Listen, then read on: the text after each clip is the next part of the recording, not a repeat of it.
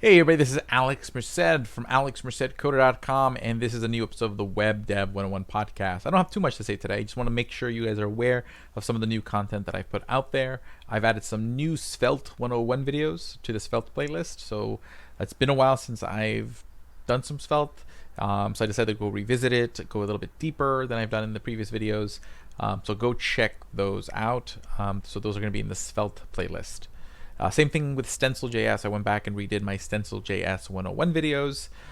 So go check that out. And also, I've discovered a new tool called, it's not that new, it's called CodeSandbox. It's like an IDE in your browser, which will lead me to my second thing I want to talk about. And it's really, really cool. Okay, like you can pretty much start up a React project, a Svelte project, a Vue project, a Next project, an Express project. At the click of a button, you can work on it, you can commit it to your GitHub, you can deploy it to Netlify or Vercel without ever having to download anything locally on your computer. It's really cool. I actually really enjoy the experience. As a teacher, it's been really great because I can set up, instead of having to set up all these templates locally, I can just create a template there, and then students, they just literally click fork.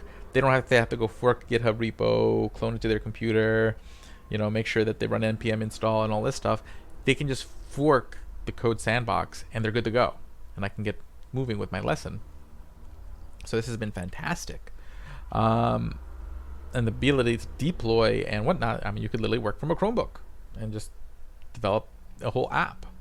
So I'm really liking CodeSandbox. I did make 2 videos showing how CodeSandbox works. One that's just kind of introducing you to the CodeSandbox environment, and the second one that shows you how to deploy using CodeSandbox. You can find those videos in the programming or programmer tools playlist over there at devnursery.com. So if you head over to devnursery.com, you can find that playlist.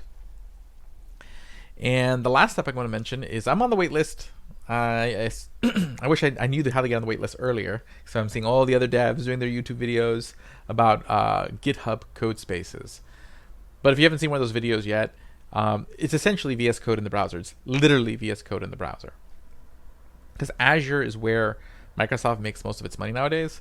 So everything is about it trying to get you to use Azure more, in the same way that Amazon wants you to use AWS more, in the same way that Google wants you to use Google Cloud more. So all of them are trying to make more entry-level tools, so that way newer developers or just developers in general can much more easily use their tools. Because if you ever use AWS, Google Cloud, or Azure from like their console panels, they're not the easiest things to use. It can be kind of cumbersome because there's just so much going on.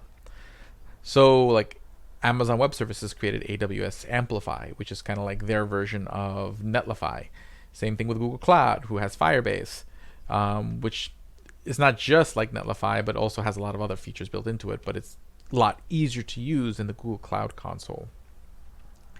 Then there is Azure, which recently came out with Azure Static Sites, which is like their version of Netlify, but you're deploying on Azure Cloud Service.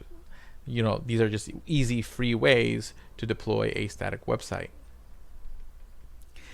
And then I'm pretty sure Amazon has cloud. I think it's like IO9. I think that they actually have like a in the browser IDE where you can basically work on your Amazon stuff right out of.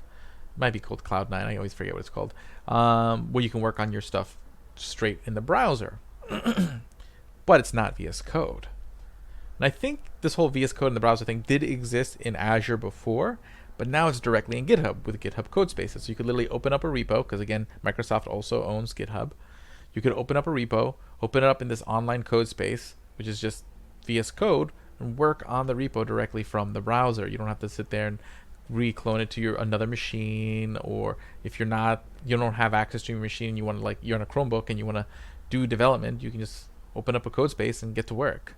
So it's a lot like what CodeSandbox does, but it's VS Code.